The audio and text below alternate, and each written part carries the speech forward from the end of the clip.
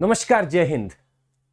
Cyclone Freddy, आपको पता है 7,200 किलोमीटर चल कर आ रहा है और फिर भी थका नहीं। क्या एनर्जी है इसके पास। आइए समझने की कोशिश करते हैं कि ये साइक्लोन फ्रेडी कहां है और इसको क्या क्या उपाधियां दी जा रही हैं। ये कहा जा रहा है कि आज तक का सबसे लॉन्गेस्ट सर्वाइविंग साइक्लोन है। पर आइए ऐसा हो क्यों रहा है समझने की कोशिश करते हैं और आखिर साइक्लोन्स क्यों है, भारत की क्या प्रिपेयर्डनेस है, थोड़ी देर में आपको समझाते हैं। खैर, आप इस इमेज को देख के तो समझ रहे हैं कि हमारा रीजन कौन सा होने वाला है। अगर इसमें बहुत बेहतरीन समझ में नहीं आ रहा तो 2 मिनट दीजिएगा, अभी आपको समझाते हैं। Cyclone Freddy which is a tropical cyclone. जब हम साइक्लोन बोलें तो आपके दिमाग में होना चाहिए कि एक रोटेटरी सिस्टम है जो कि किसके अक्रॉस बना है, एक लो प्रेशर सेंटर के अक्रॉस बना है। मतलब बीच में लो प्रेशर है और इसके आसपास विंड बड़ी तेजी से आएंगी और घुमाएंगी इस पूरे सर्कल में या इस पूरे सिस्टम को। ये सिस्टम जो आप देख रहे हैं, ये आप रास्ता देख रहे हैं, ये रास्ता फ्रेडी ने तय किया है। और आपको पता है ये ऑस्ट्रेलिया के नॉर्दर्न भाग यहां से निकलता है। ये भाग जाना जाता है for warm temperature in the water, क्योंकि साइक्लोन बनने की एक सबसे बड़ी कंडीशन है सी सरफेस टेम्परेचर 27 डिग्री सेल्सियस से ऊपर होना चाहिए, क्योंकि गर्मी चाहिए तभी इवेपोरेशन होगा, तभी ऊपर जाके latent heat of condensation release होगा। यही सबसे बड़ा फ्यूल है साइक्लोन का। यहां गर्मी होती है क्योंकि पानी गर्म यहां पे इकट्ठा हो रहा होता है और यह पानी गर्म होने के कारण यहां साइक्लोन ब्रीडिंग ग्राउंड बनता है। यह साइक्लोन यहां बना, यह साइक्लोन चल क्यों रहा है, क्योंकि आप देख सकते हैं अगर मेरा ये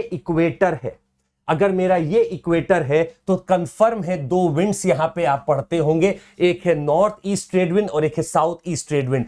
ये इसको पुश कर रही है कि चलो आगे चलो और इसको लेके यहां तक आने की कोशिश कर रही है। हालांकि हर साइक्लोन अपना कर्व खुद बनाता है और यहां पे भी ये धीरे धीरे कर्व करके मेडागास्कर की तरफ हिट करता है। 15 दिन की जर्नी 7200 किलोमीटर चलता है, मेडागास्कर को हिट करता है, इस आइलैंड को हिट करता है। खैर, अभी कुछ चीजें और भी आपके सामने आने वाली हैं। आपको बता दें ये जो साइक्लोन है ये एक इंटेंसिफाइड लो प्रेशर सिस्टम है। ये सब चालू होते हैं बहुत लो प्रेशर एरिया, एक बहुत कमजोर लो प्रेशर एरिया से, जो कि एक डिप्रेशन बनता है, फिर मॉडरेट ट्रॉपिकल स्टॉर्म बन सकता है, severe tropical storm, the tropical cyclone, intense tropical cyclone and very intense tropical cyclone. और ये सब डिपेंड करता है कितना इंटेंसिफाइड है आपका लो प्रेशर और कितनी तेजी से विंड अंदर की तरफ अट्रैक्ट कर रहा है। विंड की स्पीड देखिएगा 51 किलोमीटर पर आवर से लेके, अगर आपका ट्रॉपिकल साइक्लोन है उसमें 120 से लेके 160 किलोमीटर पर आवर तक हो सकती है। और अगर इससे ऊपर हुई मतलब 160 से 200 किलोमीटर तक पहुंची तो इंटेंस ट्रॉपिकल साइक्लोन है। अभी आपको मंजर दिखाएंगे कि किस कदर इतनी तेज विंड अगर चले तो आपके पूरे कोस्टल एरिया, पूरे गांव के गांव तबाह हो जाते हैं, सारा कोस्टल एरिया तबाह हो सकता है।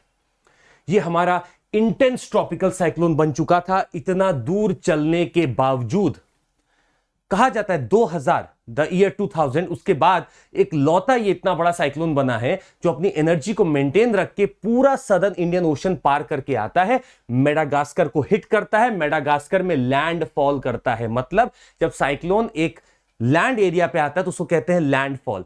यहां पे माना जाता है कि उसका मॉइस्चर कट हो गया क्योंकि अब वो ओशन पे नहीं है। अब इसका मॉइस्चर कट हो गया तो इसके पास फ्यूल नहीं बचेगा, क्योंकि ट्रॉपिकल साइक्लोन का फ्यूल है मॉइस्चर। परंतु इसके बावजूद भी ये मेडागास्कर से बाहर निकलता है और पहुंचता है एक चैनल में। अभी आपको वो भी हम दिखाएंगे, पर अभी समझिएगा ये तबाही है जो साइक्लोन मचा सकते हैं। 250 किलोमीटर पर आवर से अगर विंड चल रही है तो क्या क्या बिखार सकती है, क्या क्या उजाड़ सकती है और पूरे विलेज के विलेज तबाह हो सकते हैं। यह स्पीड होती है साइक्लोन की। साइक्लोन का आना, विंड स्पीड।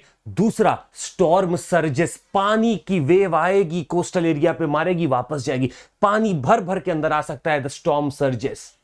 इन दोनों से तबाही बहुत ज्यादा होती है।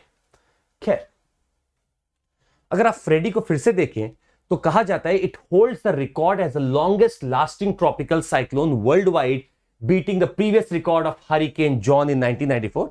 हरिकेन जॉन आपका पैसिफिक ओशन में आया था और ये लगभग आपका सेंट्रल अमेरिका के इस पार्ट से अगर चलते हुए आप देखेंगे तो घूमते हुए वापस इधर जा रहा था। This was the John track and this was actually in 1994 और इस रिकॉर्ड को ब्रेक कर दिया गया है। 32-33 दिन तो ऑलरेडी फ्रेडी को हो चुके हैं। अमूमन देखा जाता है कि ट्रॉपिकल साइक्लोन की जो अवधि होती है वो 7 दिन, 8 दिन, 10 दिन के आसपास होती है, 12 दिन हो जाएगी, परंतु इसकी 34 दिन तक ये अभी तक चल रहा है। इसका मतलब है कि इसको मॉइस्चर सप्लाई लगातार मिल रहा है। So this is my Freddy somewhere. ये मेडागास्कर को पार करता है, अब इस एरिया में पहुंचता है। मेडागास्कर और अफ्रीका लैंड के बीच में एक बहुत बड़ा चैनल है पानी का, जिसका नाम है मोजाम्बिक चैनल, जिसका नाम है मोजाम्बिक चैनल। अभी रुकिएगा, आपको बता दें, ये फ्रेडी जो है इसके पास एक और रिकॉर्ड है, और इसके पास जो रिकॉर्ड है कहा जाता है हाईएस्ट एक्यूमुलेटेड साइक्लोन एनर्जी इसके पास है। ये एक एक्चुअली इंडेक्स है जिसे पता चलता है कि कौन कितना प्रभावी है। तो कहा जा रहा है इसके पास हाईएस्ट एक्यूमुलेटेड साइक्लोन एनर्जी रही है for a tropical cyclone with an ACE, that is accumulated cyclone energy of 84.6, breaking the previous record which was there with hurricane Loki, जो कि 2006 में आया था। बड़ी उपाधियां लेके जा रहा है ये हरिकेन आपका, या ये साइक्लोन आपका। अभी ये मेडागास्कर में फॉल कर रहा था। आपको मेडागास्कर की भूमिका बताएं, मेडागास्कर बिल्कुल 5 साल से ड्रॉट कंडीशन में था। 5 साल से बेचारा एकदम उसकी जो बायोडाइवर्सिटी वो एकदम नष्ट होने के कगार पे थी। विलेज के विलेज वहां तबाह हो रहे थे, लोग मर रहे थे, प्लस बायोडाइवर्सिटी तबाह हो रही थी। ड्रॉट कंडीशन 5 साल से। 2022 की बात है कि इसके पास साइक्लोन आने लगते हैं और भर भर के आने लगते हैं।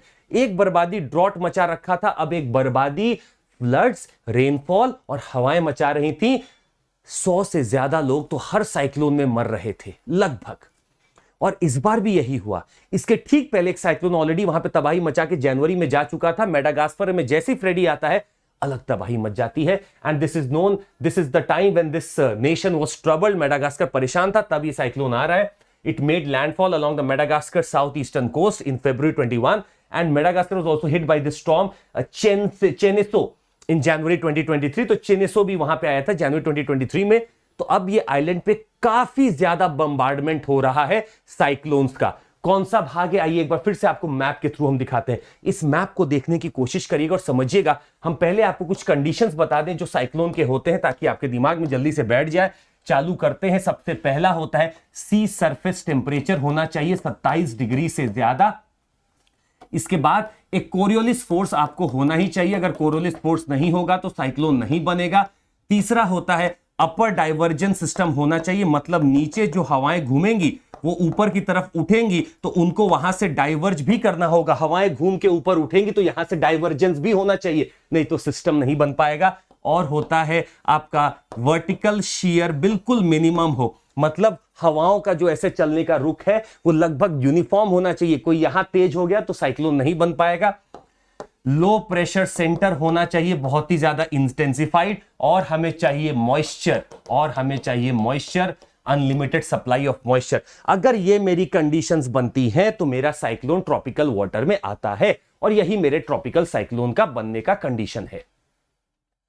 अब इस एरिया को फर्ज करिएगा, वापस से हम आते हैं। इसको आपने देख लिया होगा, आइए वापस से हम चलते हैं आपको लेके इस एरिया में। देखिएगा ये मेरा रेड कलर से ITCZ दिखा रहा है, इंटर ट्रॉपिकल कन्वर्जेंस जोन, जो कि सन के एपरेंट मूवमेंट के साथ ऊपर नीचे करता है कि कहां ज्यादा गर्मी है।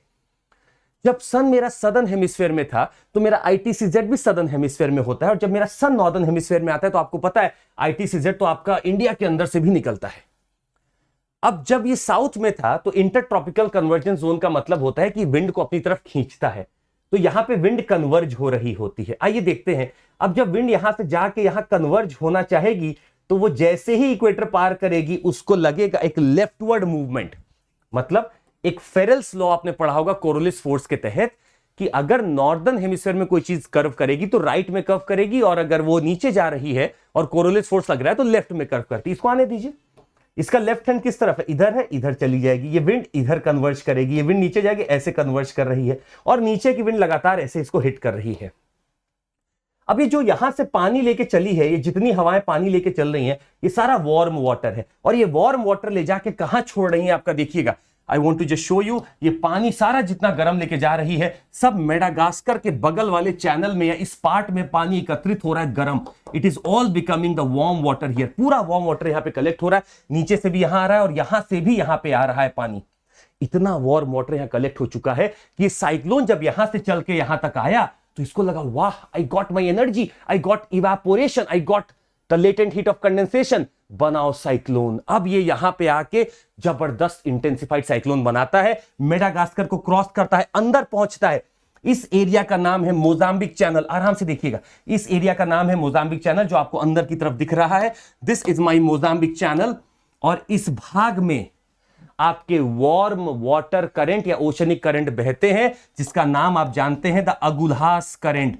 अगुल्हास करंट यहां पे बहता है। ये अगुल्हास करंट वार्म वाटर करंट है, वार्म पानी लेके आया है और गर्मी दे दिया। अब जब ये और गर्मी दे दिया, अब स्टॉर्म फिर से तैयार हो गया। मतलब पहली बार देखा जा रहा है कि कोई साइक्लोन 7 बार तैयार होता है। मतलब गिरता है, फिर इंटेंसिफाई करता है, फिर गिरता है, फिर इंटेंसिफाई करता है। ये वापस से मेडागास्कर को क्रॉस कर रहा था, लोगों को लगा अभी खत्म हो जाएगा, परंतु ये जैसे ही आपका मोजाम्बिक चैनल में घुसा, अगुल्हास करंट और गर्मी का करंट पानी लेके आ रहा था ऊपर से, और गर्मी मिली, इवेपोरेशन हो रहा था, ऊपर गया, सारा कंडेंसेशन हुआ, बादल बने, और यहीं पे आपका बनता है फिर से इंटेंसिफिकेशन ऑफ साइक्लोन का पूरा पूरा सर्कमस्टेंस। अब ये घुसता है अंदर, मोजाम्बिक को तबाह करता है। यही नहीं तो मालावी तक भी इसका इंपैक्ट पहुंच जाता है। मोजाम्बिक और मालावी अभी आज ही न्यूज में है, 60 लोग वहां भी मारे जा चुके हैं।